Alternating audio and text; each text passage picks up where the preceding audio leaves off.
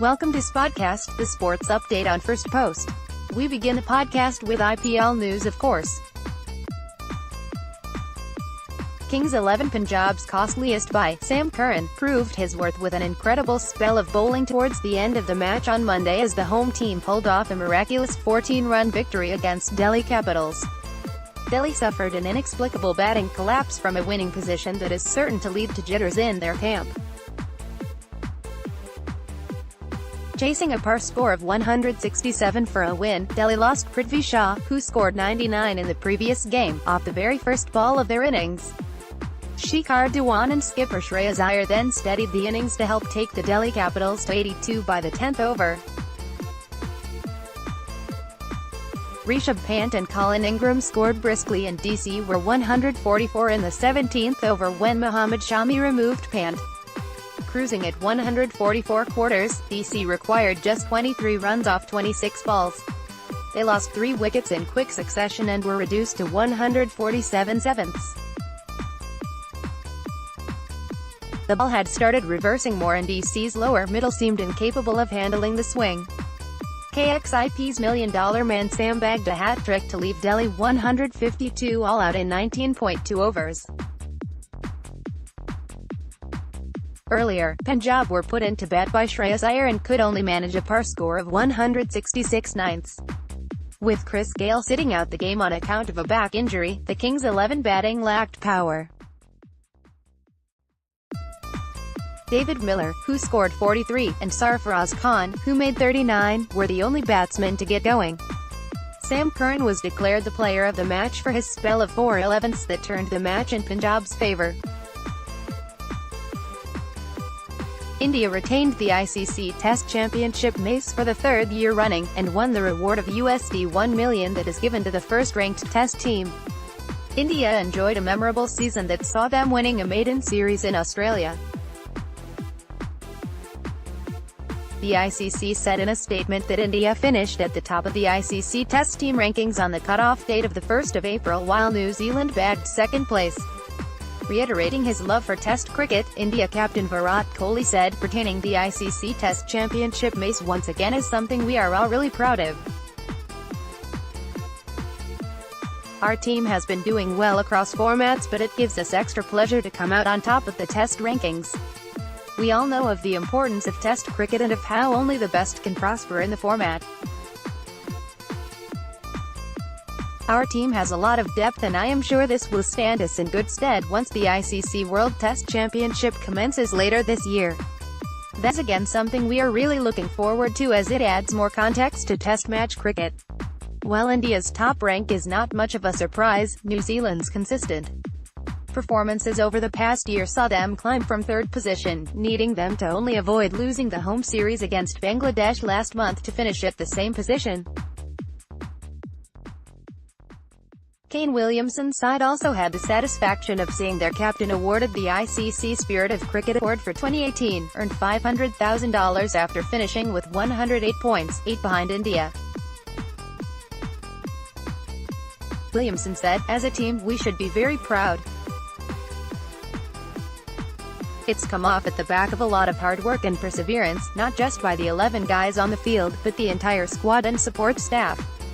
It's been especially pleasing to see the consistency we've shown in the longest form of the game over a decent period of time."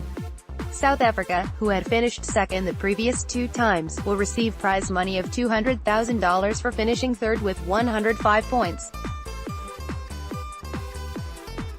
Australia edged out England on decimal points at 104 points to win $100,000. 9 Test-playing nations will compete across 27 series and 71 Test matches to reach the World Test Championship final in 2021, when the champions will be crowned. An update now from the Asian Airgun Championships in Taiwan. Indian shooters continued their dominance, claiming half a dozen gold medals on the final day of the championships to sign off with a total of 25 medals. On the last day of the competition, Yash Vardhan and Shreya Agrawal bagged 3 gold medals each. Yash won the 10 meters air rifle men's junior event, then clinched the gold in the team competition with Keval Prajapati and Aishwarya Tomar.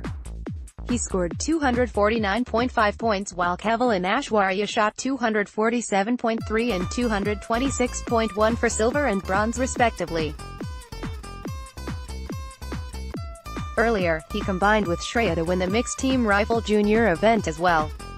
Shreya Agrawal won the gold in the 10 meters air rifle women's junior event, and also won the team gold along with Mehuli Ghosh and Kavi Chakravarthi. Her gold-winning 24 shots ended on an impressive 252.5, while Mehuli settled for individual bronze with an effort of 228.3. Kavi finished fourth. Indian shooting's next assignment is at Al Ain, UAE, where the ISSF Shotgun World Cup Stage 2 commences on the 5th of April. Tennis legend Roger Federer jumped one spot in ATP rankings to number 4 on Monday after capturing his 101st career title following his win over John Isner in Miami. The Swiss great switched places with Austria's Dominic Thiem, who had briefly climbed to 4th after defeating Federer in the final at Indian Wells 2 weeks ago. Rising Greek star Stefanos Tsitsipas moved up to a career-best ranking of 8th, while Canadian teenager Denis Shapovalov cracked the top 20 for the first time following his run to the Miami semifinals. Top-ranked Novak Djokovic sits comfortably clear despite crashing out in the last 16 in Miami, while Rafael Nadal is well ahead of third-ranked Alexander Zverev even as he targets a return from injury for the clay court season.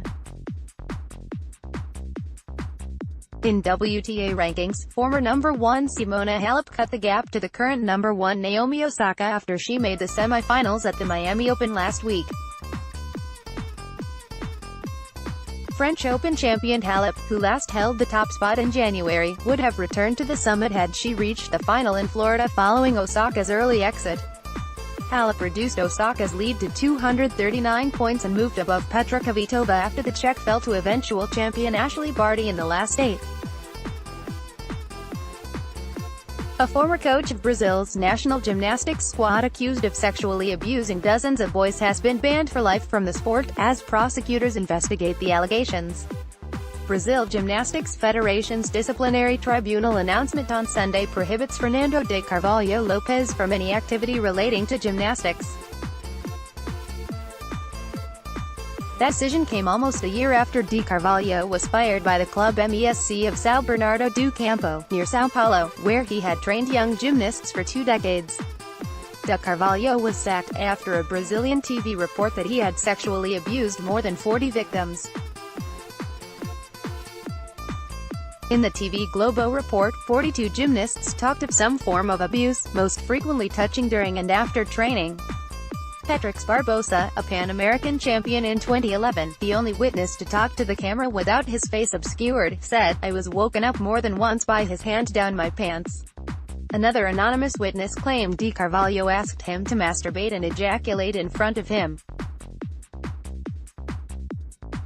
The former coach said he had a clear conscience, adding that his accusers still had to present proof in court.